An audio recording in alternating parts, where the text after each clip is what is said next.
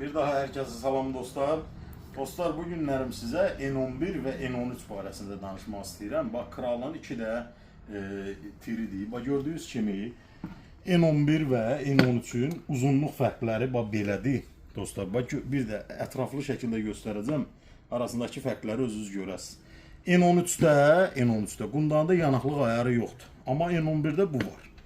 N13-də üzərində Picatinny reisi yoxdur. Amma N11-də var. N13-də ucunda susturucu da yoxdur dostlar. Bax, görürsünüz. Amma N11-də bir qarış uzunluğunda susturucu var. N13 üst segment olsa belə, amma N11 ilə müqayisədə alt segment sayılır da. Bu da yalnız bizim mağazində olan N11 qaz pistonlu modelidir. Bu çox güclü və çox qəşəng ələ, gözə yatımlı bir tir tüfəngidir də.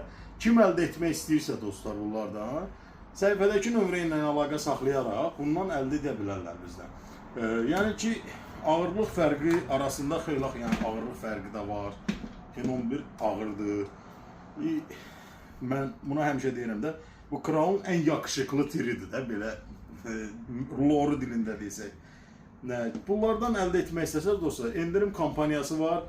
Kim yararlanmaq istəyirsə endirim kampaniyasından səhifədəki nömrə ilə əlaqə saxlayaraq ünvanımız barəsində, qiymət barəsində məlumat ala bilər.